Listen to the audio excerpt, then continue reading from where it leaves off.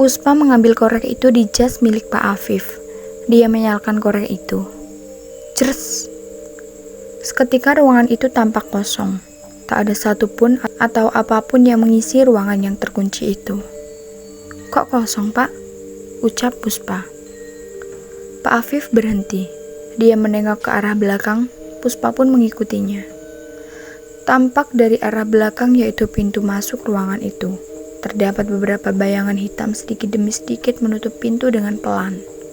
Pak, pintu ne? Ucap Puspa. Biarkan, jawabnya. Bruk. Pintu itu ditutup dengan keras oleh beberapa sosok yang mengenakan baju hitam dengan wajah tertutup rambut. Pak Afif dan Puspa melanjutkan perjalanannya. Dia masuk ke dalam kamar itu yang ternyata kamar itu juga luas seperti berbentuk terowongan. Kita sudah berada di dimensi lain. Kuburan itu sudah terlihat. Jelas Pak Afif sambil menunjukkan kuburan itu yang ternyata hanya berbentuk tiang dengan lebar setengah hasta dan panjang 1 hasta. Pak Afif terus maju ke arah kuburan itu. Pak, aku khawatir dengan yang berada di bawah, ucap Puspa. Jangan khawatir, mereka semua aman, ucap Pak Afif. Puspa mengangguk. Dia masih memandangi makam itu yang bertuliskan Lin Yu. Seperti nama orang. Sekarang gimana, Pak? Ucap Puspa. Hancurkan makamnya, jelas Pak Afif. Pak Afif segera mengangkat tangannya dan kemudian dia memukul-mukuli makam itu hingga retak. Namun sedari tadi tidak ada efek sama sekali. Pak, kok tidak terjadi apa-apa? Tanya Puspa. Mereka berdua tidak menyadari bahwa di tingkat bawah sedang terjadi sesuatu yang tidak mengenakan. Faisal masih terjebak di dalam kamar mandi.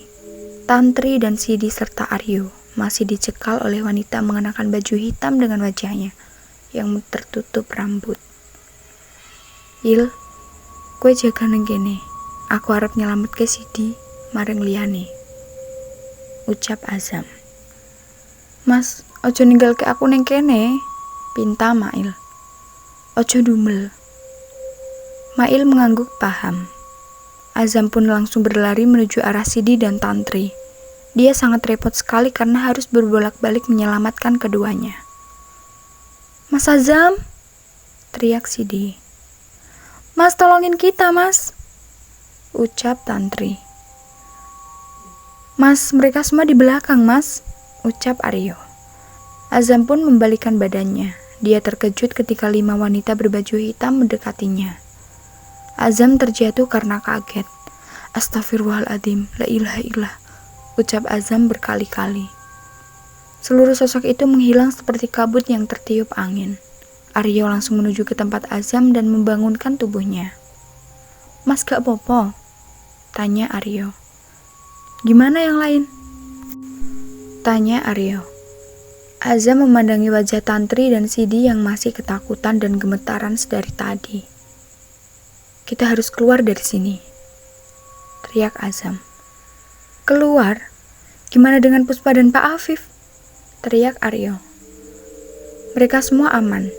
Puspa janji kepadaku akan hal itu. Yang penting kita selamatkan Faisal dulu, terus keluar.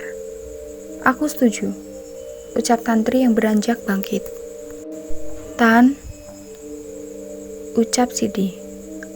Kita selamatkan Faisal dulu, lalu keluar dari tempat ini. Itu jalan yang efektif.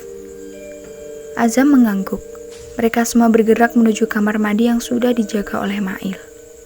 Namun ketika mereka sudah berada di hadapan kamar mandi, dia disuguhi oleh suasana yang tidak mengenakan.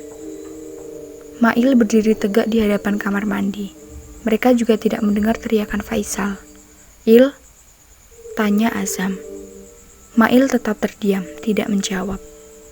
Itu bukan Mail, jangan ganggu tempatku, ucap Mail dengan suara yang berat. Il, kamu kenapa? Ucap Aryo sambil menggoyang-goyangkan badannya. Mail langsung menarik tangan Aryo dan memelintir tangannya. Aryo! Teriak Sidi dan Tantri. Azam langsung menolong Aryo. Dia mendorong tubuh Mail dan dengan seketika keduanya terdorong menuju kamar mandi. Bruk. Pintu itu terbuka lebar.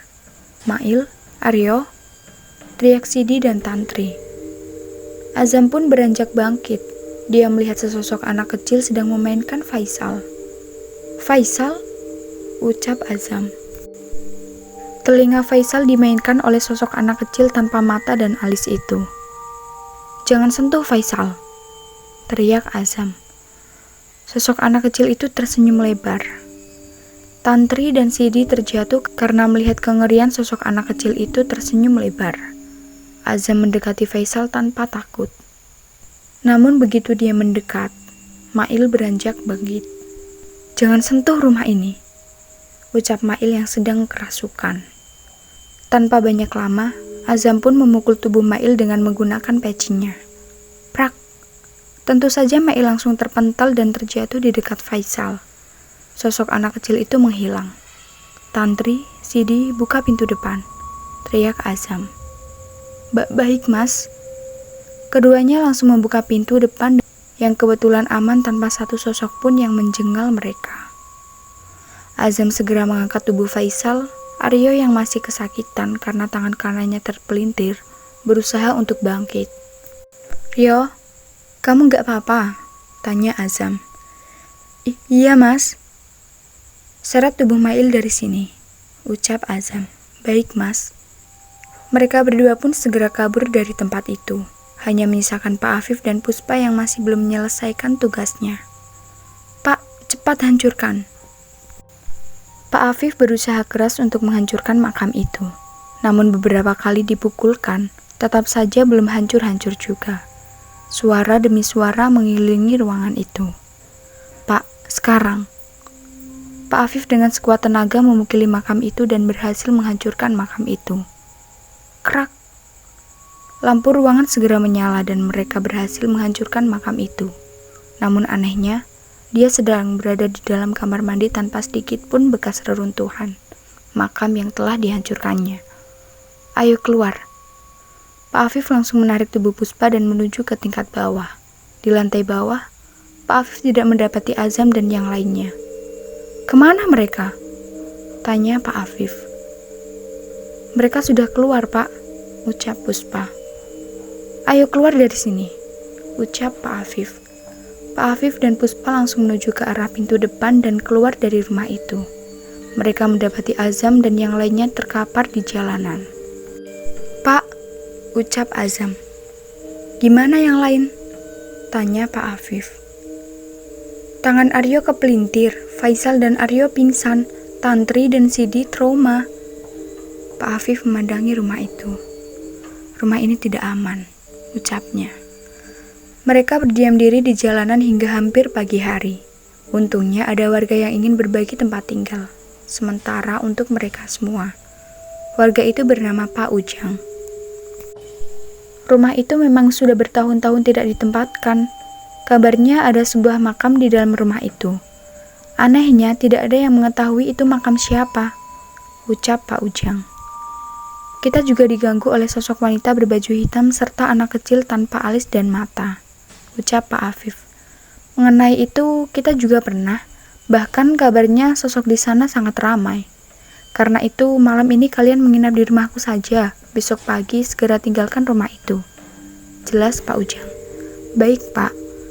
Keesokan harinya Pak Afif menghubungi Pak Han dan berniat untuk meninggalkan rumah itu. Pak Han akan datang sebentar lagi, ucap Pak Afif kepada Pak Ujang.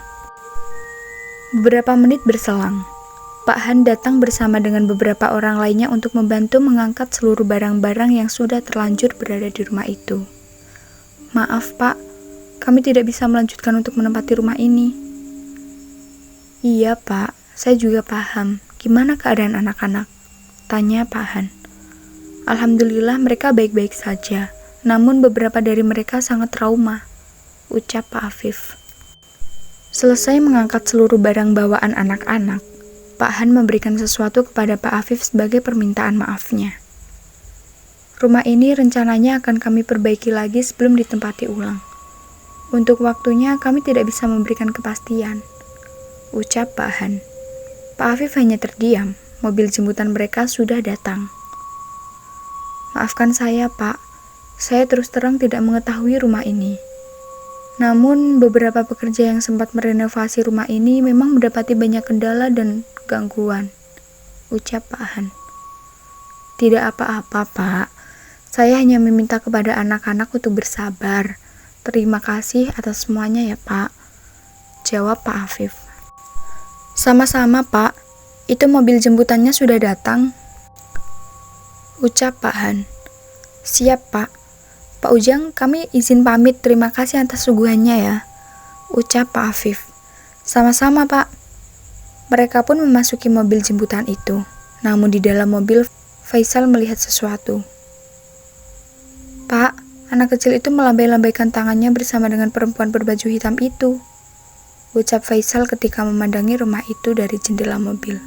Faisal, tutup. Sampai sekarang rumah itu masih menjadi misteri. Beberapa kasus lainnya, ketika melewati rumah ini, ada saja yang mendapati sosok itu. Kadang sedang berdiri tegak, berjalan, terduduk di atap rumah, bahkan menempelkan wajahnya di jendela. Wallahu a'lam. Intinya, tetap jaga diri ketika beradaptasi dengan tempat tinggal yang memiliki masa lalu yang kurang menguntungkan.